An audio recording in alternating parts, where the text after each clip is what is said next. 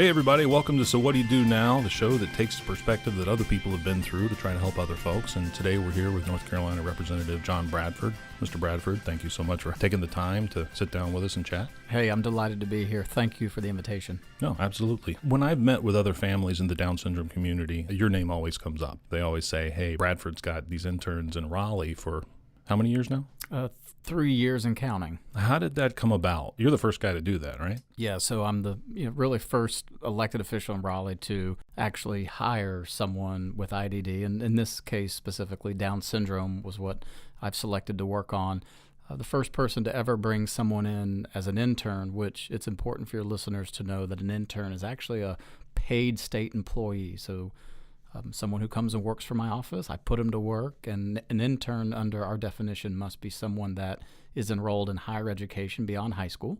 So, we had to work hard to get out and find some folks who have Down syndrome who fall into that category. Okay. But once we found the first one, then the second one was easier, the third one was easier, and now I have two people that I can think of that have already reached out to our office about possibly being our fourth, assuming we can, get back next year. So having an intern with intellectual disabilities, how does that work? What sort of, with a regular kid in college or something, You've got to manage sort of the stuff you can assign out. Is that fair? Well, it is. So the first thing I did when I had this idea was I contacted, because our capital's in Raleigh and I'm in Raleigh for this job, I had to start with the local Down syndrome organization. So it was the Triangle Down Syndrome Network. And I called them first. And I said, hey, I'm John Bradford. I'm a representative in the North Carolina House. I represent Mecklenburg County, but I'm in Raleigh a lot, and I have this idea about perhaps trying to bring on an intern to work for my office, a legislative intern, and I need your assistance if I'm going to embark on this journey. And admittedly, it took them a little while to get back to me because I don't think they knew what quite to do with this call. Maybe they thought it was a joke. I don't know, but I called back. I was pretty persistent, and I eventually got someone to return my call, and I explained what I was trying to do. Once I got their interest, I went to the Speaker of the House, and his name is Tim Moore. Okay. And I said, Mr. Speaker, I have this idea, and I want to get your support. And he said, if you want to run this, it's yours. I'll be behind you 1,000%. And so the TDSN, Triangle Down Syndrome Network, put me in touch with one family who they thought had a son who was a good candidate for what I was looking for. And it's the Coker family. It's Paul, right? It is. And we have, it's funny how things work. My family has become very close with the Coker family now. But Paul's parents are wonderful people. And his mother is actually a federal prosecutor. She's a very smart lady. His dad's very smart too. But these are really nice folks. And unbeknownst to me, she questioned, okay, what are your motives? And I told her, well, there really are no motives except that I want to do this. And if this works for you, it could work for us. Let's try it. So we always laugh because she did a background check on me and my assistant in Raleigh, which I welcome it, by the way, because she wanted to make sure that, she's getting ready to perhaps send her son, who was 21 at the time, to come work for us. And once we checked out, which we did, she brought Paul up to the office for an interview. And he came in a tie and a suit because that is required. He's going to be in the chamber, and she said she knew instantly because, whatever that mother intuition is, she knew. It was like, this is going to be a great fit. And I clicked with Paul very, very well. Anita, who's my legislative assistant, clicked with Paul because this is a team effort. I'm the lawmaker, and a lot of times I get all the credit, but I constantly make sure that people know that my legislative assistant is as much on board with this journey as I am, because there are instances where I can't take an intern with me in a meeting. So that's how we first met, and we hired Paul. And he came to work for us, and he worked approximately, maybe 12 to 15 hours a week. It was a schedule that his family thought would work for him. And he had some travel assistance getting back and forth. And I made it very clear, and I say it all the time, this was not charity. This was looking for an intern who I thought was capable and competent to come in and help my office in a variety of tasks. And so we had to find certain skills that Paul could bring to our office that would work for him. And we found that. And it turned a lot of heads in Raleigh, to be honest with you. I can't tell you the number of people that stopped me in the hallways or the elevators when Paul maybe wasn't around to say, hey, let me tell you about, a nephew of mine that has Downs, or a brother who had Downs who's now since passed away. And so I think, Paul being there, took a place that sometimes is characterized as being political and dark and boring, and really put some smiles on some faces and shed a little bright light on something that perhaps needed it. Have you seen any other representatives who've wanted to do the same? Have you had any of that sort of? So, I don't think there's anyone in the Senate or House that I can specifically think of that perhaps has taken that task on. However, I will tell you that from the first time we did this, it was my freshman year. It was my second year of my first 2-year term. The reaction there, comparing it to the reaction now, has been nothing but a hockey stick in terms, like if you think of a curve. People have been amazing. Now, like we had our first Down syndrome advocacy day 2 years ago on the North Carolina Hill, if you will, in Raleigh. Mm-hmm. And that's when I was connected with some other groups like GG's Playhouse of Raleigh, right. And TDSN was there. And I just remember we had little wristbands, Down syndrome wristbands that we were giving out. And, of course, people took them because they saw me handing them out and they weren't going to tell me no. But I can tell you, comparing that to when we had the advocacy day this year, we didn't have enough, I couldn't get enough wristbands to give out. And now the lieutenant governor is involved, and I've been able to have every intern say hello to the governor and take a photo, meet the lieutenant governor. I really think we have moved the needle. And when I say we, it's not a John Bradford thing. It's people who have embraced this understand it is a lot of work for my office to do it, but we do it with a smile because Paul and my other interns, I think, have done more for me and my assistant than we would probably ever do for them. But it's just a win-win, and we're going to keep on doing this with the hopes that someday when I'm not doing this elected service thing, there might be someone who picks up the ball and continues to champion the effort.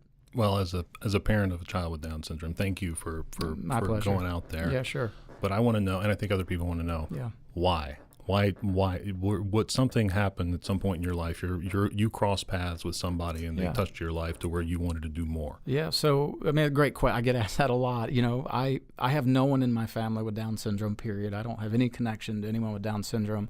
The only thing I will say is that I was raised by a mom and dad that always were friends with the custodial staff at their jobs. They were friends with the cafeteria workers, and I just always took note that my parents were always hanging out with people that perhaps others would turn a nose to or an eye to, and I think that made an incredible impact on me. And my mother was never a teacher. She has an associate's degree. She was always a teacher's aide, and she was a lot of fun in school, and I remember a lot of the special needs kids just calling my mom Miss Ann, Miss Ann. And so I would hang out with these kids of all backgrounds, by the way, and never thought twice about it. And then fast forward at this point in my life, I have a sister who I think shares the same passion for folks with special needs as I do. She actually has a master's in special ed and teaches up in the Washington, D.C. area. And she has a very small, I think she has 13 students, but has 2 full-time assistants, which gives you an idea of perhaps, the work that goes into with her class. And I have 4 very healthy children, and I just want to raise them to understand that everyone deserves a shot. And Down syndrome specifically, I don't know, Jeremy, any time I have met an individual with Down syndrome, there's been a smile on their face, an innocence in their eyes, and I don't think these individuals would know you're hurting them unless you are physically hurting them. And there's something endearing about that to me. And maybe selfishly being around them makes me a happier person. So as I say, I get probably more out of this than they get out of me, but that's really why I was compelled to do it. And, in Raleigh, I'm one of the few non-attorneys in Raleigh. We have lots of attorneys, and, hey, I can work with any of them. I'm just known as a pragmatic entrepreneur, business guy, kind of common sense guy.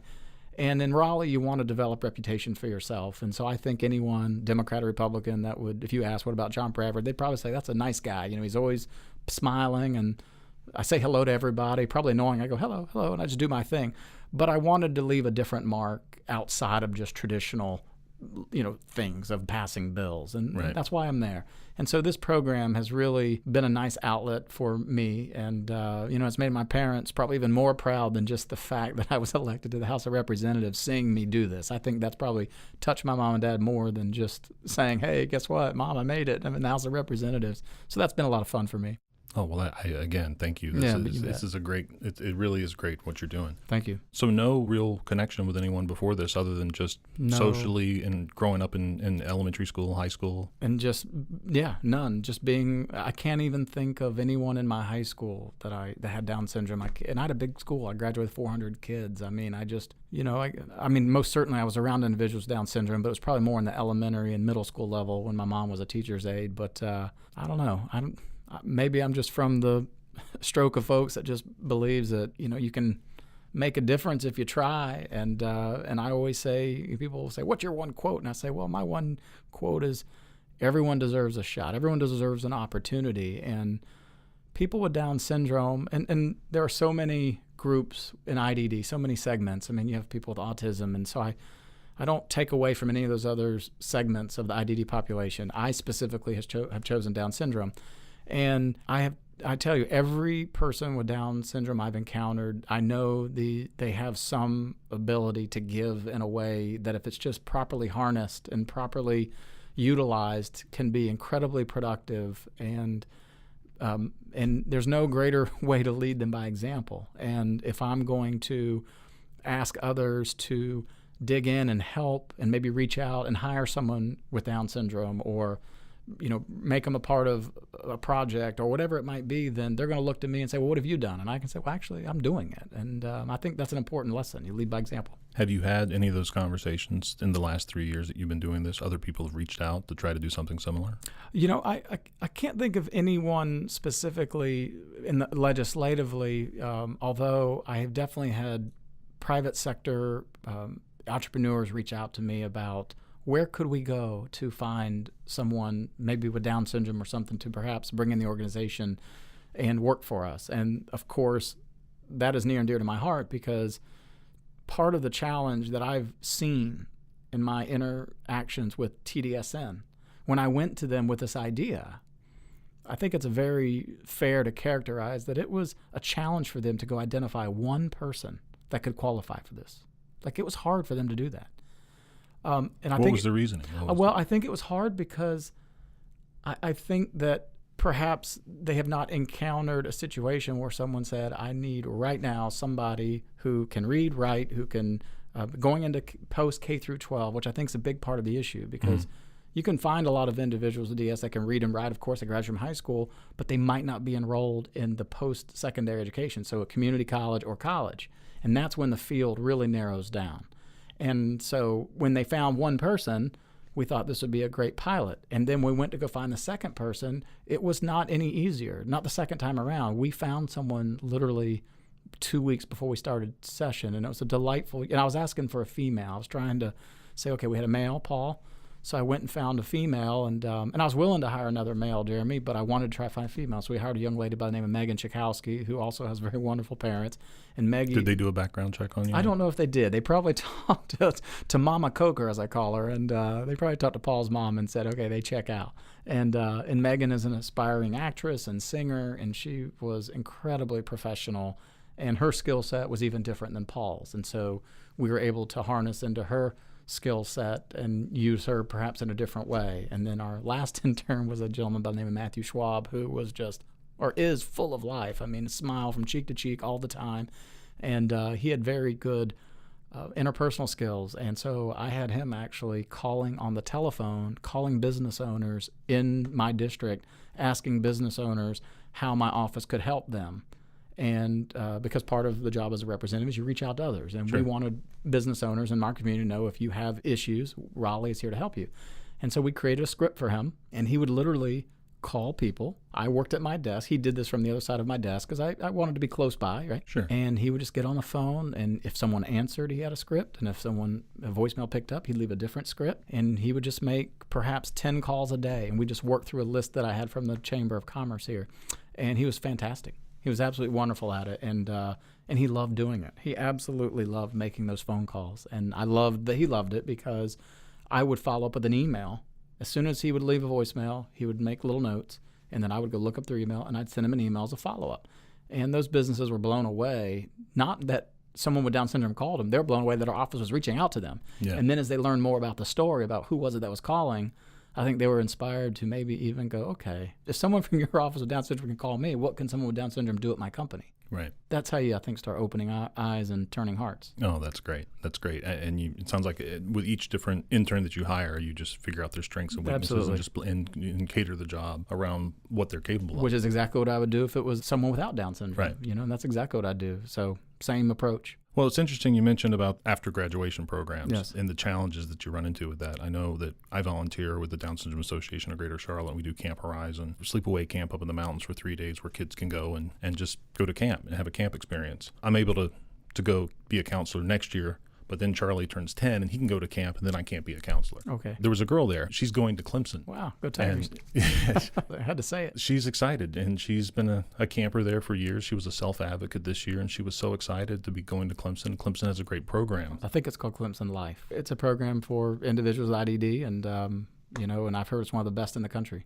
And we have a program here in North Carolina, which we'll talk about in a moment. And that's kind of where I was leading, Yeah. because my wife and I both went to East Carolina, go Pirates. All right. And would love it if Charlie could go there one day. Sure. And I believe they have a program, or at least they're starting They're a program. getting one off the ground. East Carolina's getting one off the ground. What's Raleigh doing to sort of drive that? Yeah, so first, the program that probably is the most well-known in North Carolina is at University of North Carolina at Greensboro. It's called Beyond Academics. Mm-hmm. It's a program that Paul Coker was enrolled in, and just like the Clemson Life program, and perhaps like the one that East Carolina is starting, these are they're not degree programs; they're certificate programs. But these individuals come to college, they're enrolled in classes, and these classes, of course, cater to their curriculum, but they are integrated with everyday campus living life. And I'll pick on Paul for a moment, because I actually went to Greensboro and picked him up one night on my way to Raleigh, and we went to dinner, and I dropped him off and continued my drive to Raleigh.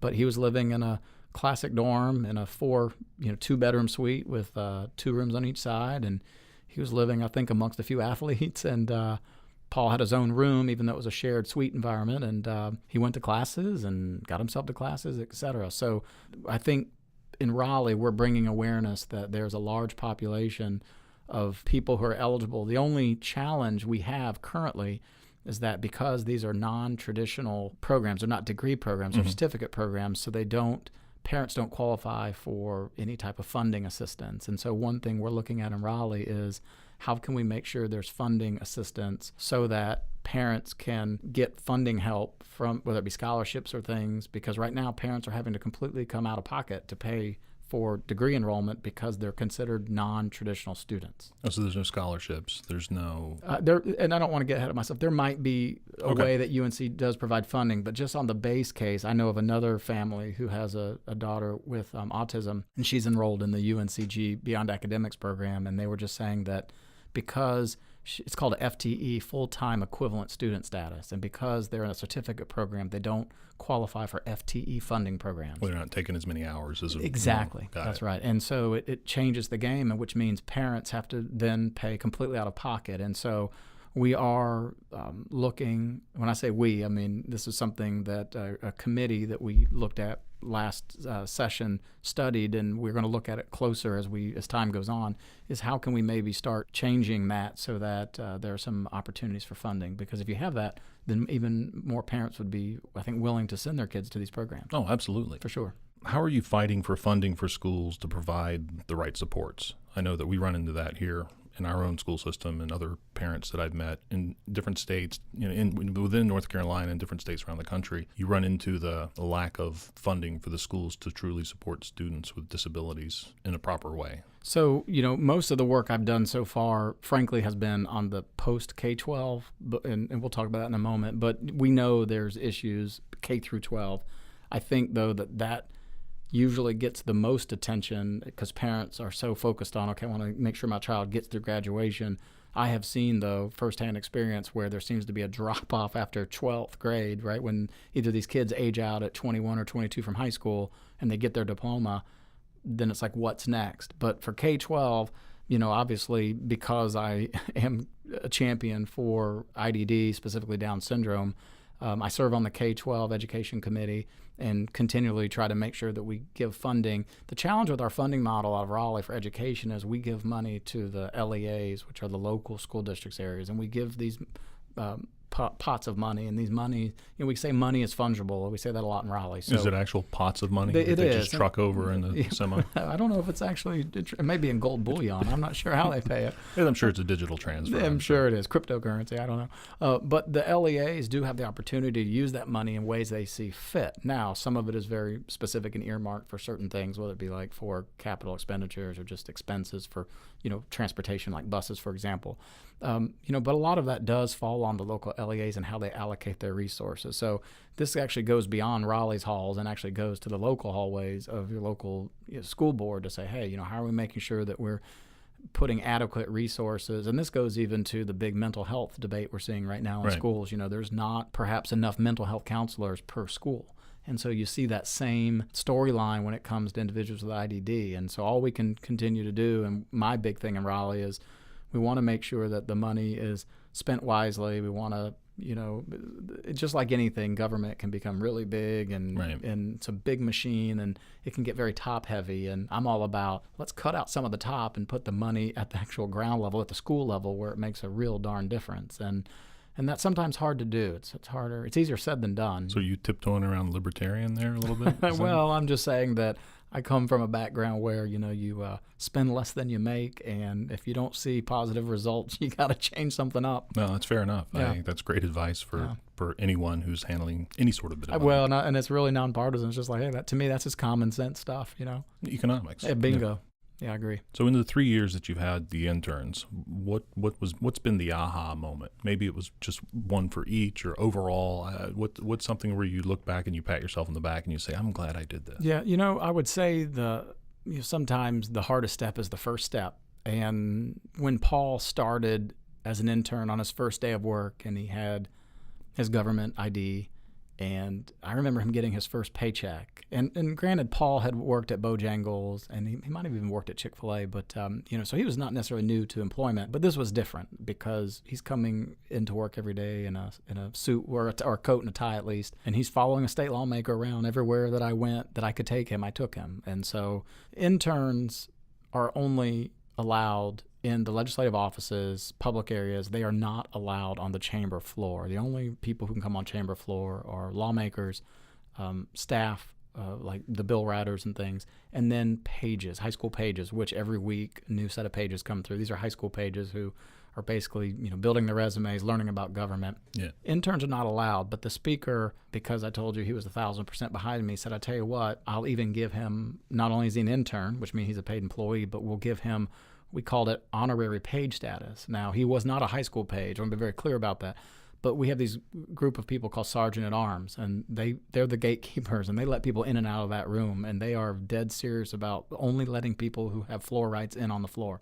And sanctioned media can get in on the floor too, by the way, if they have their media pass. But in any event, Paul, because he was an honorary page, was allowed to come on the floor with me. Now, he did not sit at my desk. He had to sit at the back of the room where the pages sit. But having Paul in the room as we're making voting decisions, and I would turn around, because as a freshman, I sat darn near the back of the room. So I wasn't that far away from Paul just because I was new, and so therefore I went to the very back of the room. But I was okay with that because I was close to Paul. And every time we'd have a vote, I would turn around and I'd look at Paul, and he'd give me a thumbs up for green or a thumbs down for red. And we always would talk about the bills before, we went to a vote. So he had an idea, because usually, I'm usually voting green unless it's just something that I know I'm going to vote red on, and red would be a no vote, of course. The aha moment for me was watching everybody around me watch him give me these thumbs up and thumbs down signals, where Paul went home, and I don't remember what event. There was some Down syndrome event I was invited to, and his dad said, I just want to tell you something. He's like, Paul came home this week and said that he voted for this was my freshman year, a $22 billion budget he voted for. And he's like, can you explain what he's talking about? And so I told Kevin, well, one, he was not actually pushing the green button. I had that. However, I made sure Paul understood what we're doing our thumbs up and thumbs down to. And so we went through the budget, and I pointed out to him things about where money was going, and I showed him the education section and the Department of Health and Human Services section, which would probably cater to his segment of the population. And I'm not sure how much of that Paul retained, but what I can tell you is Paul retained that he voted green for a $21 billion budget for the state of North Carolina, and he went home and told everyone that would ask. And he still, I think, talks about that to this day. Great. And I just, that's kind of an aha moment because, I didn't think the impact it would have of having him on the floor, being close to me, giving me thumbs up or thumbs down votes, even though they were ceremonial. Most certainly I hit the button. I didn't know what kind of impact that would have, but when he goes home and he's telling his parents about it, and he's actually citing real numbers, like not just pulling them out of the air, like it really was a $21 billion vote, tells me that this journey is being retained by him, and it is making a difference. And the fact that it was making a difference on him is making a difference on me, and that was a big aha moment because it taught me that means every intern from here on out, I'm going to emulate this. We're going to bring them on the floor. And we've done that every single time. And it keeps them engaged in the back of the room, too, because, this stuff can get long and boring might not be the right word, but it can, I think boring's probably a good word. Okay, I'll let for you it. say it. I was thinking of another synonym, but it can get mundane. And just having that interaction, it was just, wonderful. And, and that's been a fun thing reflecting on. And, and now with two possible interns reaching out to me, our office wanting to apply. And then one other aha moment. There's so many of them, Jeremy. I mean, they're all wonderful. So Matthew Schwab, which was my third intern, I didn't know Matthew from Adam, and he didn't know me from Adam. And it was Down Syndrome Advocacy Day, and the media came and got me. They said, "We want you to come meet someone." So I said, "Sure." I had no idea what this was about. I really didn't.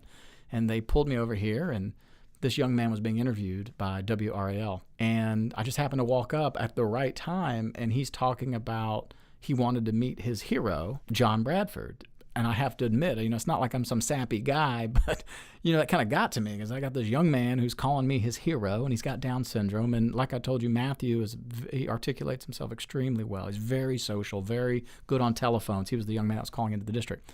So he gives a really good interview on TV. He's very good at it. And he's talking about John Bradford's his hero. And here I walk up, and the camera shine on me, and they got their big white light shining on me. And they're like, "Well, here's John Bradford." And he's like, "Oh, my God, you're my hero." And like I was almost speechless, which never happens for a lawmaker, let me tell you what. And I'm like, "Well, it's nice to meet you, Matthew. I'm John Bradford." And he's like, "Well, just thank you." I'm kind of paraphrasing. He's like, "Thank you for giving those with Down syndrome a shot." And tears weren't coming out of my eyes, but you could tell that I was definitely tearing up. And that was a very natural reaction because it's, to your point, it's tugging at my heartstrings. And so that's how I first met Matthew. And I said, "Well, what, Matthew, have you heard about my intern program?" And he knew of Paul through Gigi's. And he's like, "Well, I'm very interested." And I said, "Well, hey, maybe we can make that happen. Let's stay in touch." And so the interview was over. So I know it's a long story. I'm sorry. No, it's fine. So fast forward, his mother reached out to me and said, "I just want you to know that Matthew really had no immediate plans right now to go into post-secondary education. We always knew he'd probably do it, but he just wasn't ready." She's like, "But I want you to know that he is now preparing to enroll into Wake County Technical College just so he can qualify to apply for your intern program." And she says, as a parent, and again, I'm paraphrasing. I wish Michelle was on the show. She could probably tell it better than me. But she said, as a parent, just exciting that this is almost advocating, pushing our son to go do this. And so he went, and in my understanding from his parents is that he went and enrolled into community college so he could be eligible for the intern program. And again, I'm not saying he wouldn't have done it at some point, but right. It created a sense of urgency for him to go do it. And he applied, and we hired him, and that was our third one in the books. And now we're, like I said, if we're lucky enough to finish strong in November, we'll go back and hopefully do it again next year. I hope so. I hope you do, because I love what you're doing. Oh, thank you. And it really is. And I know it means a lot to a lot of people. Yeah. Like I said before, whenever I start talking to other parents and as I'm doing this and meeting other parents, your name comes up quite a bit. Yeah, it's nice to hear. As a matter of fact, Tony Cerrone, was ran the dads group here, and he was at that first meeting that I went to. You came to town, and your intern couldn't come, and you'd reached out to someone in Charlotte, and his daughter Julia. Yeah, she was a doll. Yeah, she's a sweetheart. She's a sweetheart. She came all the way up from South Charlotte to talk at Community School Davidson with me, and I had her. We were there together, and we answered a lot of questions. And she was working at a fashion store. I think she was working at a fashion store, and the class, fell in love with her. And I told her, I said, Julia, you stole the show, and I'm so glad you did. And, and again, for a guy who's constantly, it seems like in the spotlight in my role, it's nice to take a step back and be in their shadow and let them own it. And Julia was fantastic and is probably onto quite an incredible career. I enjoyed having her, and she made a great impression, not only on me, but the teacher of that class as well as all the kids. And my 13-year-old daughter, by the way, was in that class. And there was a story. One of the local news stations featured Julia on a news segment. Yeah, a CBS station did a piece about her. Yeah, and my daughter somehow saw it and said, Dad, look, this is Julia who came to our class. And the fact that my daughter recognized her from a different story several months later tells me that a 13-year-old was paying attention, which is amazing. So yeah, Julia was at camp, and actually the couple that owns the consignment store that she works at, they were also camp counselors as well at Camp Horizon this past year. So Julia was there as a self-advocate, and the girl that's going to Clemson this year, she's at Clemson now. So as a parent of a child with Down syndrome, you explain a little bit more about the post-graduation. What do you see on the horizon for it? So there is a senator by the name of Michael Green who represents the Wilmington area, and Senator Michael Lee has a connection with someone with autism, I think a family connection for that matter. And he wanted to create a review committee specifically around individuals with intellectual and developmental disabilities. And so someone in the Senate said, you've got to contact Representative Bradford. He's of course in the other chamber. So Michael, or Senator Lee, I should say, reached out to me and said, hey, I'm Senator Lee. And I knew who he was, but we work really hard and fast in Raleigh, so you don't get to know everyone that well, that soon, that quickly. So I didn't know Senator Lee that well, but I definitely knew who he was. And so he called me and said, I just wanted to bounce this idea off of you. How about if you and I chair a committee, a legislative review committee that would focus on the IDD population? And I said, well, look, I would love to do that. I'm already working on it. He said, John, the only thing I know about you is one day I saw you walking through the hallway with a young man with Down syndrome, and I asked who you were, and someone said you were a member of the House of Representatives. Like, I need to talk to that guy. He's like, so what are you doing? And so I explained about the intern program, and of course he said, that's fabulous. So he's like, well, what do you think the charge of this committee should be? So he and I together collectively focused on the post-secondary experience for individuals with IDD, and it was for employment, independent living. It was everything after K-12. Not to take away from K-12, Jeremy, because we know that's very important, but we had to have a charge of the committee. So our committee specifically looked at what's the journey for someone with IDD after they graduate from high school. How do they get integrated into society? How do they get integrated into the workforce? What programs do we have? What programs are we missing? Should we have? So and that all took funding, by the way. These things don't come free. So we had, and Michael Lee gets all the credit for that. Senator Lee was able to secure funding out of the Senate side to help pay for the legislative staff that helped run the committee. And over the summer, we had 4 committee meetings. They were very productive. We ran a very tight ship, and he and I would alternate between who was chairing committees. And our goal was to study a couple things. One, what is North Carolina doing or not doing as a state, both at the employment level as well as at the education level, again, after K-12. Let's look at that, because how do you know where you're going if you don't know where you've been? Right. So we looked at that. The second thing we looked at is what programs in the private sector as well as in government sector, whether it be other states like Virginia, South Carolina, or even Texas, it doesn't matter, I just randomly name states, what programs are out there that seem to be working that perhaps we could emulate? That was the second charge of the task. And then the third task was to come up with any possible legislation that we could pass near term to start moving the needle in this area. And then the fourth committee meeting was to summarize that and vote on it. So we really had 3 meetings to get work done, and the fourth meeting was a review and to vote it out. And because the way LRCs work is when you... What's an LRC? A legislative review committee. Okay. So, and when an LRC has results which are voted upon, you can then take that and turn it into model legislation. And then when you go to committees, when you're trying to make it a bill, you can say, well, the LRC was tasked to do this, and it's already been vetted by the LRC. Okay. So it is a great way to jumpstart a bill in a healthy way.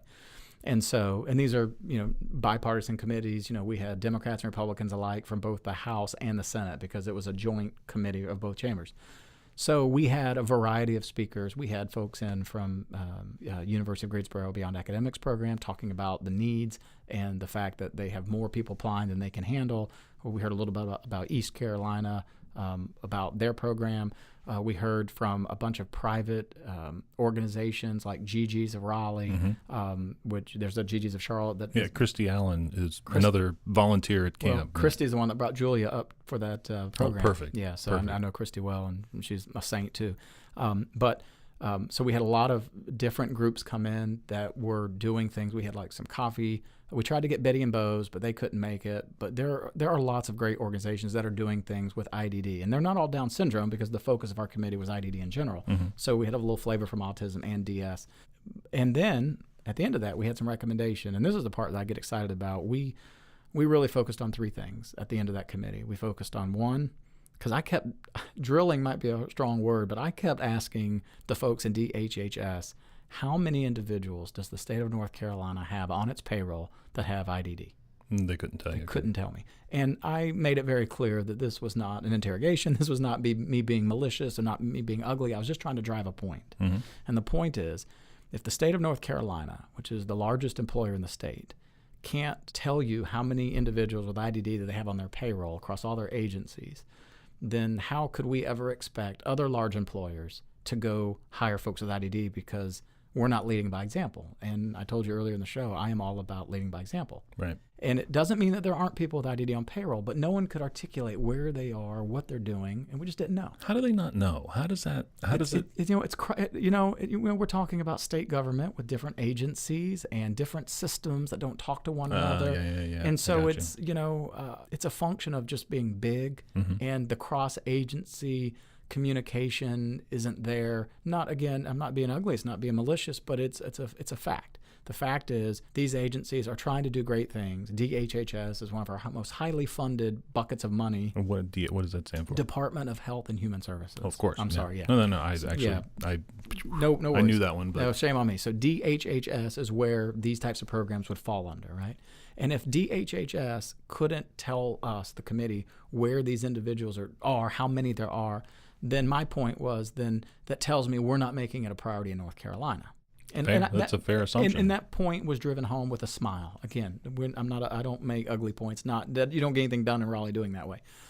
The other thing so let me talk about what came out of the committee. So 3 legislative items came out of the committee. One, how do we make the state of North Carolina a model employer for individuals with IDD?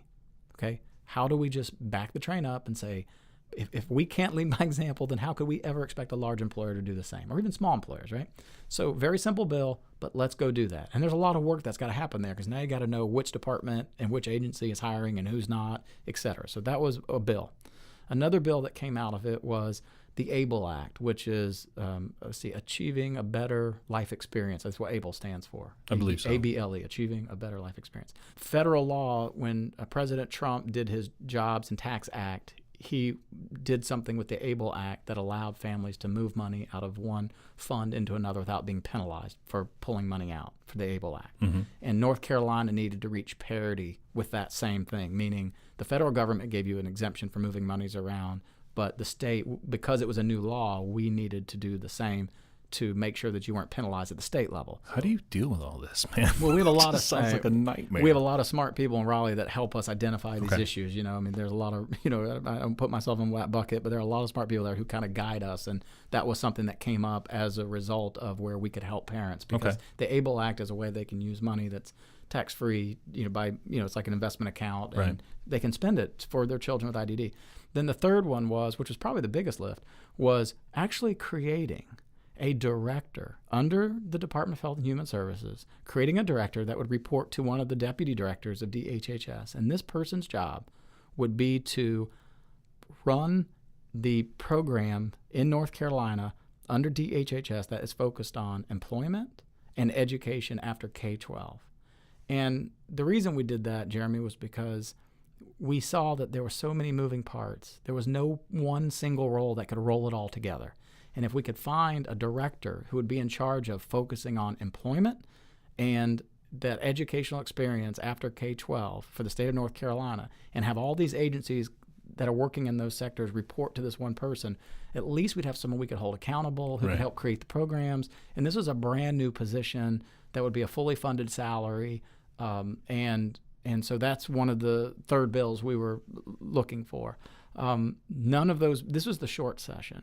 So what I'm getting ready to tell you is not to be interpreted as, oh gosh, there's no excitement about it. We filed bills in the short session. The short session is usually used to just tweak the budget, not to get a lot of other legislation done.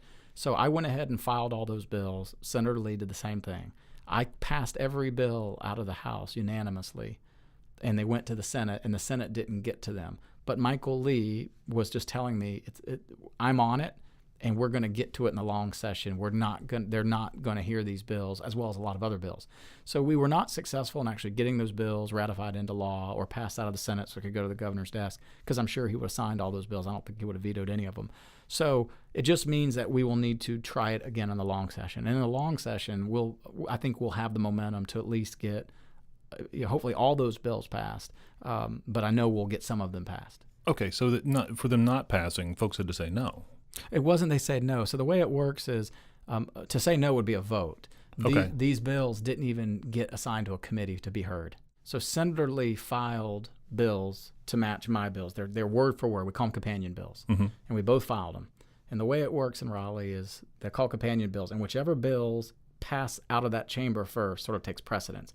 Well, I was lucky enough to have my chamber help me move my 4 bills along, and we got them all passed. Or actually, the 3 bills got them passed. And they all passed unanimously, so I'm very proud of that. And then they get sent to the Senate. So now Senator Lee's bills kind of get pushed to the side, and now you have a House bill that's now waiting to be heard. But Same bill as Lee is what he has. Identical, word for word. And that's all by design because we're working against the clock here. Right. So we're like, just get something filed and let's see which goes which way. Okay. So I got my bills moved across to the Senate. The challenge was we were up against a shot clock because the short session is so short, and for whatever reason, and I don't want to speak for the Senate, I don't take it personally. If you take things personally in Raleigh, you shouldn't go. I don't think there's anyone in Raleigh that wants to stand in the way of getting this legislation done. I think this was just a matter of timing in the short session, and the bills just didn't get heard in a committee because they just flat out ran out of time. So all I know to do, and Senator Lee, who of course is very passionate about this as much as I am, have agreed that in the long session we will literally redraft those bills word for word, and we will file them again, and we will work to get them passed. And for me, I'll just say, okay, House of Representatives, we pass this in the short session, unanimous. Please vote aye, and I promise you I'll probably get unanimous, because usually if you vote on a bill twice, you're going to vote the same way you did the first time. And then we'll have more time, because the long session is about 7 months. The short session's 3. Okay.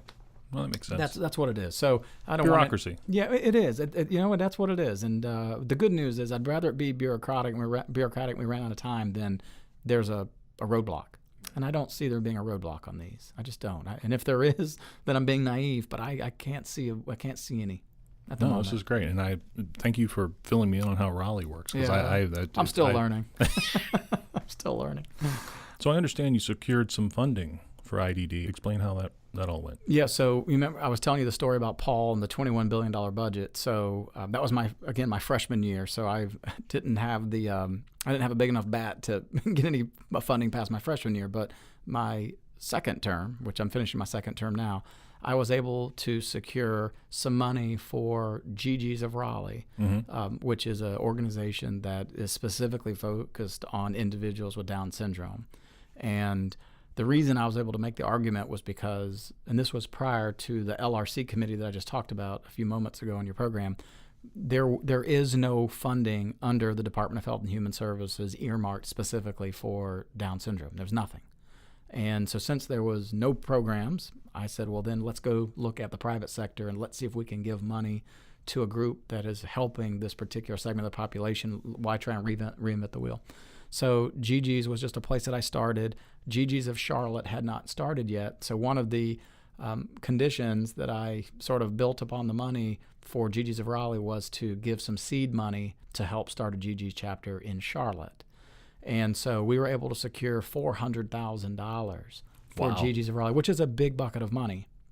And they had to spend that money in 1 year's time. But they built a mobile GG's program where they actually went and bought a van And Jeremy, they have that white van. It's labeled. It's got the graphics on the side. It's got some kids in GGs who all have Down syndrome, and it's got the colorful GGs logo. And that van goes out to the eastern part of the state, to some of our military areas, and are working with military moms who have kids with Down syndrome.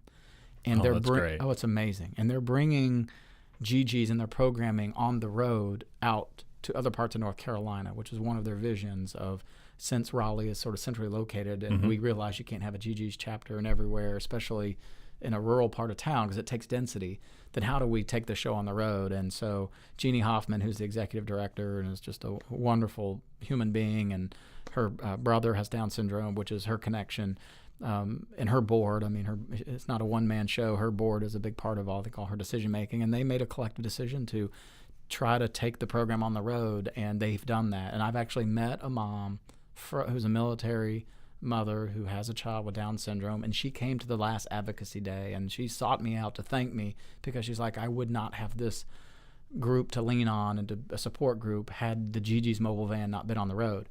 And of course, out of that funding as well, Jeannie and her organization gave some seed money to the Charlotte chapter, which was getting off the ground, and they said, look, we're willing to give you X amount of dollars if you raise X. In other words, we'll do a dollar for dollar match for the first X amount of dollars, and they did. And so that was my first go at the budget. The second time we came to tweak the budget, I went ahead and made another request, and this time I was able to secure $25,000 for the Triangle Down Syndrome Network, because they do yeoman's work there. They, after all, put me in touch with Paul Coker, my very first intern, and I wanted to make sure that they had some funding, and so I was able to get their group $25,000, and then I was also able to secure another $25,000 for the GG's chapter in Charlotte, because now they were off and running, but they still are looking for a facility and they still needed help. So, I realized $25,000 here and there may not be a lot of money, and this isn't budget pork. We hear a lot about pork in politics. This isn't budget pork. The reason I was successful in getting this funding is because everyone who is involved in approving the budget, in as much as voting for it, but also building the budget, they realize these monies are going for programs that our state does not offer. Right. And that, to me, is the big difference, right? These are not pet projects to John Bradford. They're not. They're projects important to me because it's in an area that just has not received, I think, the proper amount of attention financially or through programming. And so those are some things that I've done, and I've also I secured $100,000 for the ARC program in Greensboro, which services a larger IDD population, even just not Down syndrome, but all kinds of individuals with IDD, autism, and a few others. So, my plight is not just Down syndrome, although that is my main focus. I'm just trying to help the IDD population in general, and any taxpayer that is paying taxes can at least know that their money is going to help people who really need help. And the takeaway for me has been individuals who are going with Down syndrome, who are going through programs like GG's, they're better in the end because they can live independently. They can work in our communities. They can be productive. They can pay taxes. They can get married. They can live on their own, and it's life skills. Don't you want that for everyone? And I know I want that for my children. And so anyone that pays taxes in North Carolina can know that I'm out there fighting for things that I think bring real value and change. Keep on fighting, man. Oh, We're all behind you. That's is all great. I know to do. It's the only way to approach it, because you see a void somewhere and you try to fill it. That's right. And I know that I can only speak for our family, but I think a lot of families here in the Down syndrome community are very, very happy with everything you're doing. So I appreciate you taking the time to sit down with me today and talk about it. And so what do you do now? So what does the person who's listening do to try to help you and the good fight? Right. Well, so I think there's a couple ways. One, anyone that's has a personal connection with Down syndrome, you're a parent, and the fact that you're doing this show with me just shows me that you're not only a great dad, but you're fighting for a larger cause. And so I think it takes people like you to continue to make sure others know that these programs are out there. So that's number one. So if you have the means to do that, I would encourage people to use those means, because I'm fortunate enough to be in a role that has influence, and that influence can be used in one or two ways, and I only want to use it positively. So if you're in a role that can bring positive influence, feel no shame in using it, especially when it's something like this, because it's the right way to use it. Number two, if you're listening to this program, and if you like me, don't even have a connection with anyone with Down syndrome, but have influence over an employer or your job creator, give these folks a shot. If you have a role that you believe someone with IDD, whether it be Down syndrome or autism, and you think that role can be accomplished by someone with IDD, then why not try it? You'll be delightfully surprised, and not only will I think it'll make your employees in your organization feel very proud about the company they work for because of the culture you're creating, but you're actually changing the life of somebody, and you might just not realize that it's your life you're changing the most. There you go.